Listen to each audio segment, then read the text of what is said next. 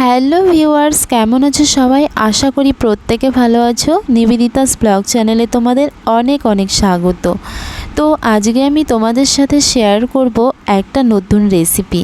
এই রেসিপিটার নাম হলো পাঞ্জাবি কারি পকোড়া। এই রেসিপিটা তোমরা যারা খেয়েছো তারা তো অনেকেই জানো, আর যারা খাওনি তারা যদি আজকের ভিডিওটা দেখো তাহলে অনেক কিছুই বুঝতে পারবে। তো চলো, এই রেসিপিটা আমি ঘরে থাকা সামান্য উপকরণ দিয়ে কিভাবে বানিয়েছি সেটাই আমি তোমাদের সাথে আজকে শেয়ার করব। তো এই রেসিপিটা বানানোর জন্য আমি নিয়ে নিয়েছি 2 কাপ টক দই আর 1 কাপ বেসন। এরপর আমি নিয়ে নিয়েছি পরিমাণ মতো হলুদ গুঁড়ো, পরিমাণ মতো লবণ, পরিমাণ মতো লাল মির্চি পাউডার আর পরিমাণ মতো জল।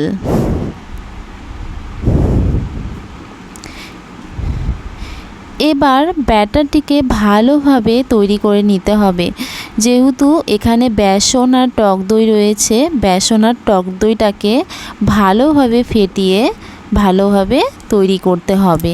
তৈরি করে 20 মিনিটের জন্য রেখে দিতে হবে। এরপর যেই আমি পকোড়াটা বানাবো, পকোড়াটা বানানোর জন্য আলাদা একটা বোল নিয়ে সেখানে আমি পেঁয়াজগুলোকে কুচি কুচি করে কেটে নিয়েছি। এরপর আমি এখানে 2 চামচের মতো বেসন দিয়ে দেব।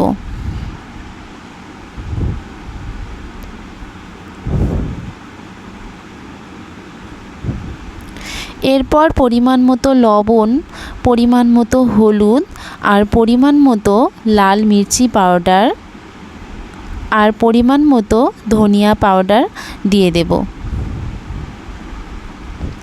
এরপর পরিমাণ মতো এখানে জল অ্যাড করে দেব। এবার আমাদের মিশ্রণটিকে ভালোভাবে মেখে নিতে হবে, যেহেতু এটা দিয়েই পকোড়া তৈরি হবে। তো দেখো, ফাইনালি মিশ্রণটা রেডি হয়ে গেছে। এরপর আমি কড়াইতে সামান্য পরিমাণে তেল দিয়ে পকোড়াগুলোকে এক এক করে ছেড়ে দেব।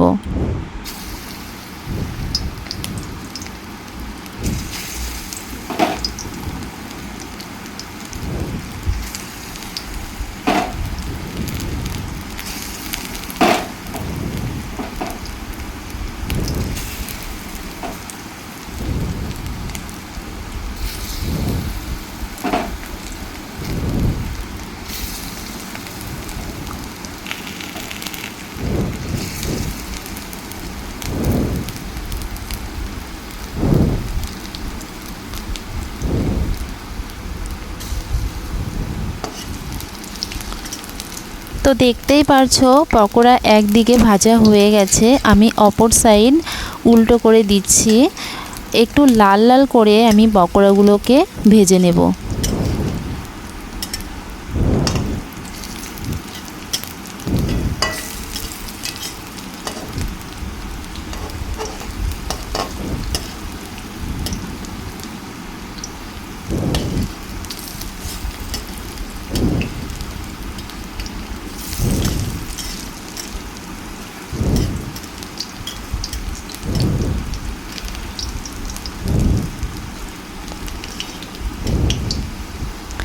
তো দেখতেই পারছো ফাইনালি আমার পকোড়া ভাজা কমপ্লিট হয়ে গেছে।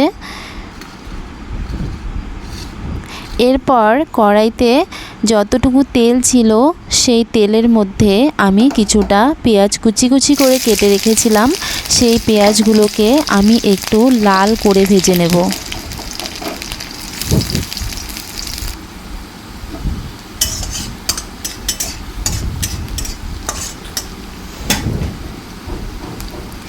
এদিকে দেখো পেঁয়াজগুলো অনেকটা লাল হয়ে এসছে। এরপর আমি কিছুটা লঙ্কা কুচি রেখেছিলাম, সেই লঙ্কা কুচি এর মধ্যে অ্যাড করে দিলাম। এবার পেঁয়াজ আর লঙ্কাটাকে একসাথে ভেজে নেব।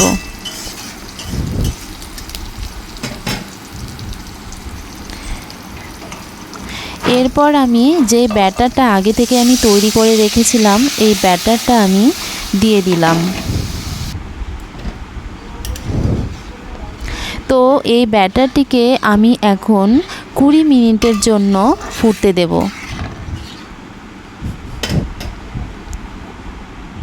তো দেখো ব্যাটারটা কত সুন্দরভাবে ফুটছে। তো 20 মিনিট হয়েও গেছে। এবার যেই পকোড়াগুলো রেডি করা ছিল, পকোড়াগুলো আমি এর মধ্যে এক এক করে ছেড়ে দিলাম। এরপর এই ব্যাটারটির মধ্যে যে আলাদা করে তড়কা দিতে হবে, তার জন্য আমার আলাদা কোনো বাসন ছিল না, তাই আমি একটা হাতার মধ্যে কিছুটা পরিমাণ তেল, শুকনো লঙ্কা আর তেজপাতা আর সর্ষে দিয়ে আমি রেডি করে নিলাম। এরপর আমি তড়কাটাকে দিয়ে দিলাম ব্যাটারের মধ্যে। দেখো কত সুন্দর লাগছে দেখে।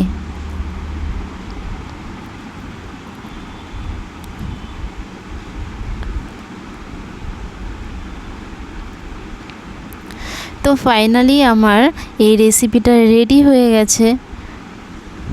তো দেখে কেমন লাগছে? খেতে কিন্তু ভীষণ ভালো হয়েছিল। তো আমিও চাইবো তোমরা এই রেসিপিটা খুব সিম্পলভাবে, অনেক কিছু মশলা ছাড়াই বাড়িতে এইভাবে তৈরি করো। একটা লাইক, কমেন্ট ও শেয়ার করে দিও। পাশে থাকা বেল আইকনটিকে সাবস্ক্রাইব করে দিও।